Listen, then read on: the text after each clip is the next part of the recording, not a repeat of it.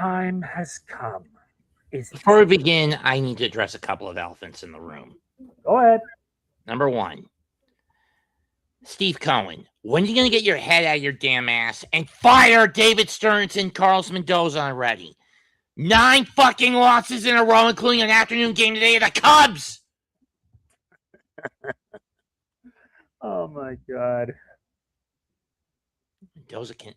These two fucking. The end of the season cannot come soon enough for Mets fans. The sooner the season ends, the sooner we can put these two ass clowns in a noose. Yeah, it's time we throw their sorry butts under the bus because honestly, they're just bad. Or better yet, when the season's over, have them come onto the pitcher's mound at Citi Field and commit fucking seppuku.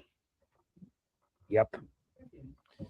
And then there's you, Marcos. You little piece of shit. What part of go away, never return, and go to hell do you not understand, you little dog fucker? The thing is, this guy refuses to concede no matter how many times we tell him. Which is why we gotta fly over and shoot him. That's a bit extreme. I would never resort to that. I got standards. Well, you know how I had light Yagami levels of dark anger locked in me. That's pretty fair. Willing to kill anyone who pisses me off or commits a crime. Think of it. I'm the Kira to your L. Yeah. Anyway, welcome to the MegaMets podcast. Apologies for that little tirade. I had to get it off my chest. Anyway, tonight it's predictions for WrestleMania 42, nights 1 and 2. Once again, from Allegiant Stadium in the City of Sin, Las Vegas. There's like a lot of cards going on, like two nights, a total of 13 matches. I'll start things off because it'll make it fun. I thought you started last time. Okay, then you start this time. What episode is this on? 156 or 57? 56. Yep, I knew it. Let's begin. Anyway, we kick it off with a 6-man tag match. The vision of the new Raw World Tag Champs, Logan Paul and Austin Theory, team with IShowSpeed to take on the Usos and LA Knight. Yeah, 6-man tag action.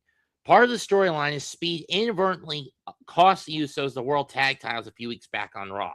Simultaneously, around this time, IShowSpeed ran to Danhausen and he got cursed. So now he's stuck with the curse. He joins The Miz, Kit Wilson, Dirty Dom, and a couple of others who have been cursed. The New Day, who have been cursed by Danhausen since he arrived at the end of February.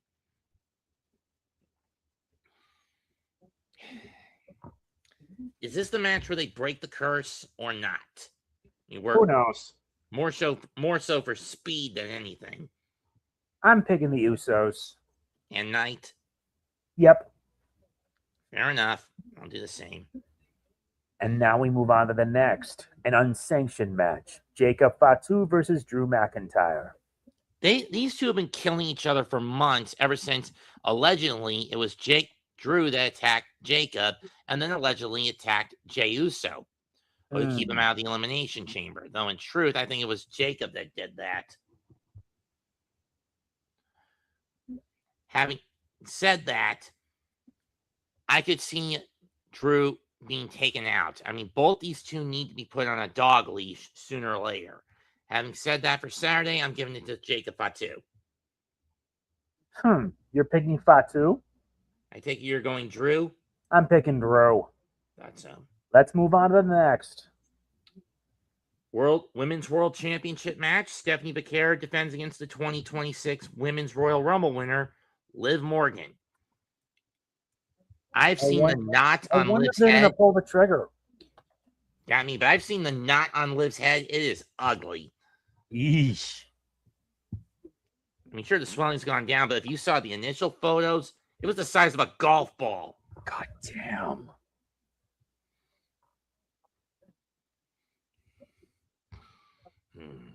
God damn. Having said that, Steph has held the belt for about almost 8 months at this point. I think now would be a good time to get it off her. I'm taking Liv. I'm also going to take Liv on this one. Time for a new fresh coat of paint.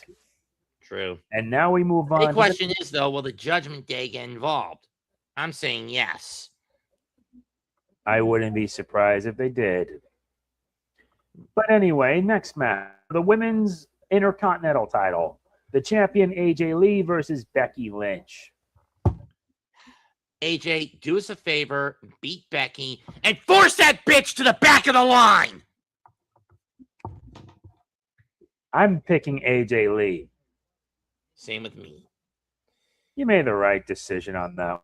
Next up, women's tag title fatal four-way match. The champions, Irresistible Forces, Nia Jax and Lash Legend against Charlotte Flair and Alexa Bliss, Bayley and Lyra Vaquer, and WWE Hall of Famers, the Bella Twins. God, why put the Bellas in this? I don't even have the right words. I mean, don't get me wrong. This would be a good match, but the big But if it had been Charlotte and Alexa going into WrestleMania with the belts in hand, I would have preferred it just being them against either the Bellas or Bayley and Lyra. Against Nia and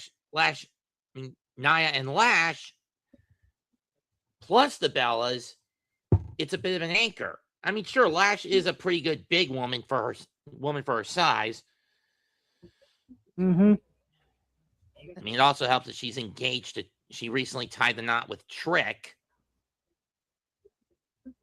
I think. Yeah. Maybe. But I'm hoping that Irresistible Forces drop the belts. But as to which team, I'm going to go with an upset here and give it to the Bella Twins. I'm sticking with the Irresistible Forces on this one. Okay. Now we move on to the one-on-one match. Seth Rollins versus Gunther. For Rollins, it's all about getting payback against Heyman for ditching him. For Gunther, he's a mercenary in this situation. I mean, next on his hit list of legends he's going to retire, it's going to be Rey Mysterio at the end of next month in Italy. We all know that. Yep.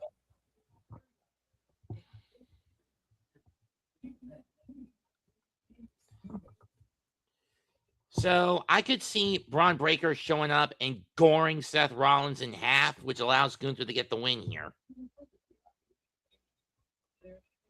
I'm picking Gunther. Same here. Main event of night one. WWE Champion Cody Rhodes, Undisputed Champ Cody Rhodes, battles Randy Orton with Pat McAfee. If Orton loses, McAfee's done with the wrestling industry.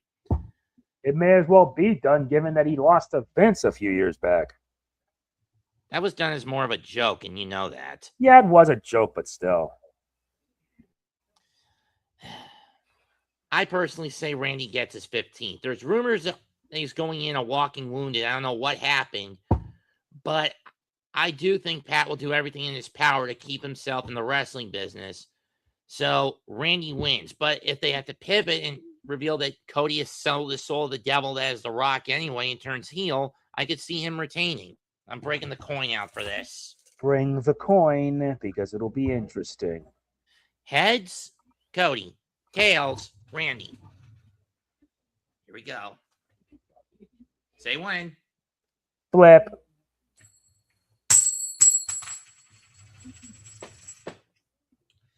Coin says heads, but I'm saying opposite. I'm taking Randy to win. He needs I'm picking Randy as well. He needs that 15th title. He may as well have that 15th title. Your turn. And now we head to night two, starting off with a one-on-one match. Obafemi versus the Brock Lesnar. The Ruler versus the Beast. Oh, boy. Now, this won't be as bad as Brock versus Omos in 2023. Guaranteed that won't be the case. Yep. But having said that, rumors are that they're going to have Brock stay undefeated until he retires at SummerSlam on night 2 on August 2nd. Or at least that's what I'm hearing from some scuttlebutt through the grapevine. I wouldn't mind it if he did if it led to his retirement at least. So with that, Oba takes his first L. But Brock lets him look strong. Oba loses, but Brock makes him look good. I'm taking Lesnar to win this. I'm also taking to Lesnar.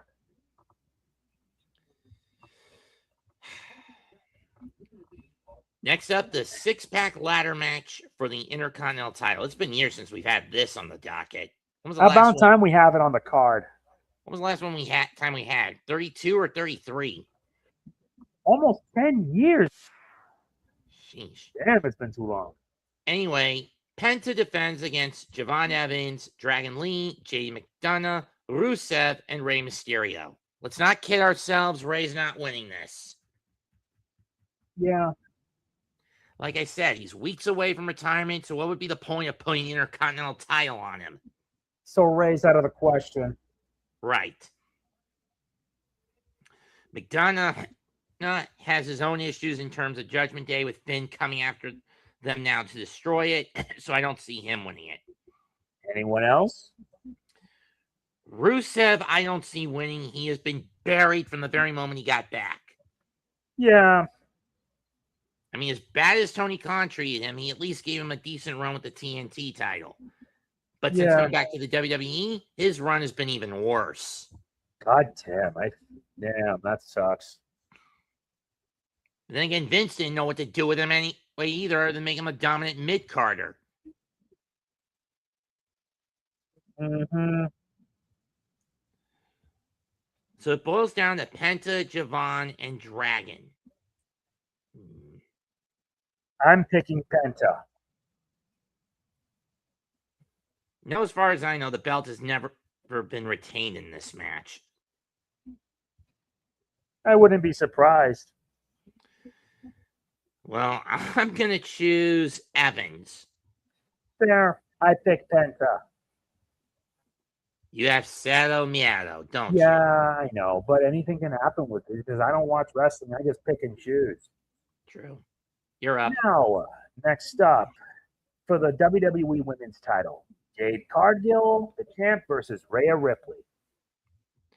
Rhea's going to have her work cut out for her, and that's whether if she will have Io as backup, because you look at the side story, aside from the fact that Jade's going to have B-Fab and Michin in her corner at some point or another to run interference, you'll also have Damage Control, Asuka and Kairi, going to try to eliminate Io from the equation, independent of Jade's group. Yep. I don't know how, but I really can't see Rhea overcoming the odds. I'm giving this to Cargill. I'm also picking Jade. Sami Zayn defending the U.S. title against Trick Williams with Lil Yachty, or Yahtzee. Yeah, it was pointless to put the belt on Sami, in my view. As much as I haven't said this in over close to a year, whoop that Trick. Trick's exactly. My vote's on Trick. You're up. And now the semi-main. The Demon Finn Balor against Dominic Mysterio.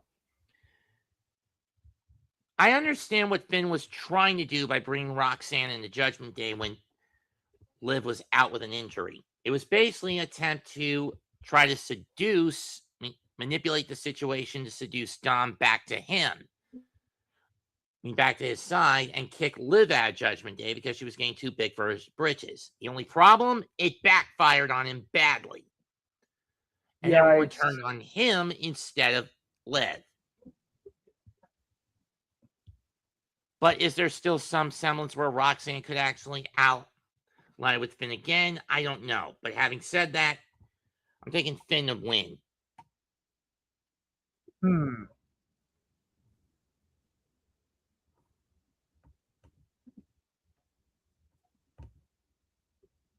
Indeed. What to pick? This is a tough one. Mike Saint got something to say. Paige is coming back. Javon is winning. Rock and Stone Cold are in Vegas. And there are rumors that McMahon is coming back. I mean, given how badly Triple H has screwed the pooch with booking, I can't blame him if he does. Yeah. Balor is winning, is what he says. So he's voting Balor? Yeah. I'll pick Balor. Same with me. Finally, the main event.